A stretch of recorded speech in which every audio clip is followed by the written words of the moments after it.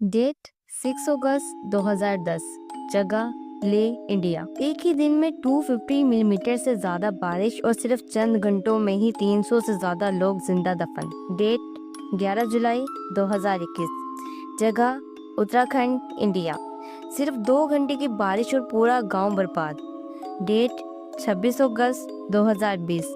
जगह Rawalpindi Pakistan. Cloud burst की वजह से चंद ही मिनटों में पूरे शहर तबाह। और रिसेंटली जुलाई 2025 में खैबर पख्तूनख्वा में क्लाउड बर्स्ट ने फिर से तबाही मचाई। सड़कें, घर और जिंदगियां सब मिट्टी का खेल बन गए। अस्सलाम वालेकुम दोस्तों, मैं हूं सहरी और आज हम बात करने वाले हैं एक ऐसे नेचुरल डिजास्टर पर जो हर साल पहले से ज्यादा खतरनाक होता जा रहा है। जी हाँ दोस्तों, मैं बात कर रही हूँ क्लाउड बर्स्ट की, जो फिलहाल पाकिस्तान के लिए एक बहुत बड़ा मसला बना हुआ है। रिसेंटली केपीके में होने वाले क्लाउड बर्स्ट की वजह से कई सौ लोगों की जानें जा चुकी हैं। न सिर्फ ये बल्कि इस कुदरती आफत की वजह से करोड़ों का नुकसान भी हो चुका है। तो चलिए दोस्तों जानते हैं कि आखिर ये क्लाउड बर्स्ट है क्या, ये क्यों होता है, इसके पीछे साइंस क्या कहती है और सबसे इम्पोर्टेंट हम इससे बचने के लिए क्या कर सकते हैं।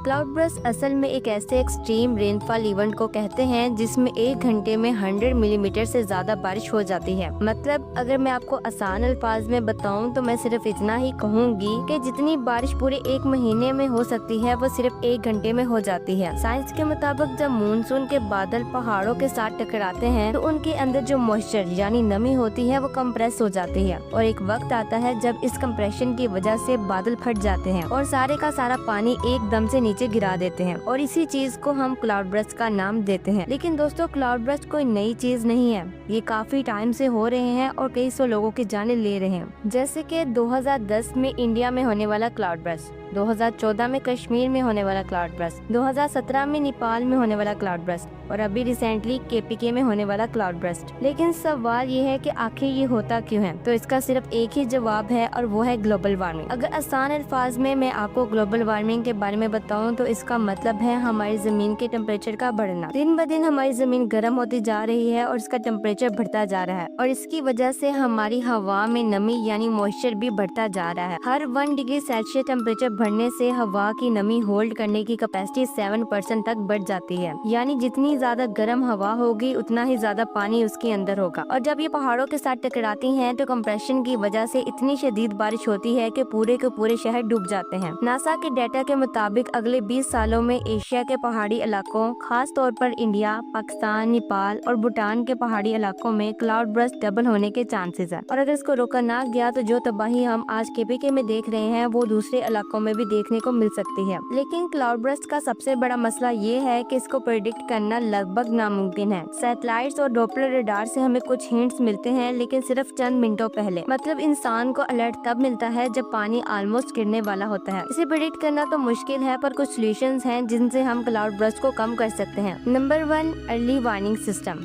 जापान और यूएस ने इस सिस्टम से फ्लड की वजह से होने वाले डेथ रेट को 40% तक कम कर लिया है। नंबर 2, एफोरेस्टेशन यानी ट्री प्लांटेशन, पौधे लगाना। जितने ज्यादा जंगलात होंगे उतने ही ज्यादा क्लाउड बर्स्ट के चांसेस कम हो जाएंगे। नंबर 3, स्ट्रॉन्ग इंफ्रास्ट्रक्चर्स, मतलब घरों और दूसरी बिल्डिंग्स को ऐसा डिजाइन किया जाए जो फ्लड से बच सके। नंबर 4, कम्युनिटी अवेयरनेस, ज्यादा से ज्यादा लोगों को क्लाउड बर्स्ट के बारे में बताया जाए और उनको अवेयरनेस प्रोवाइड की जाए। Number 5, global warming control. जैसा कि मैं आपको पहले ही बता चुकी हूँ कि क्लाउड बर्स्ट के सबसे मेन रीजन ग्लोबल वार्मिंग है, तो इसलिए हमें क्लाउड बर्स्ट को कम करने के लिए सबसे पहले ग्लोबल वार्मिंग को कम करना होगा। अगर आपको ग्लोबल वार्मिंग के बारे में डिटेल से जानना है तो मैंने ऑलरेडी ग्लोबल वार्मिंग पर एक वीडियो बनाई है, आप उसे जाकर देख सकते हैं। तो दोस्तों ये थी आज की वीडियो। मुझे उम्मीद है कि क्लाउड बर्स्ट के बारे में आपका जो कंसेप्ट है वो क्लियर हो चुका होगा। अगर वीडियो अच्छी लगी है तो लाइक करें, शेयर करें। अगर चैनल पर पहली बार आए हैं तो सब्सक्राइब किए बगैर मत जाना। मिलती हूँ आपसे अगली नई वीडियो में, तब तक के लिए बहुत ज्यादा ख्याल रखें। खुदा हाफिज।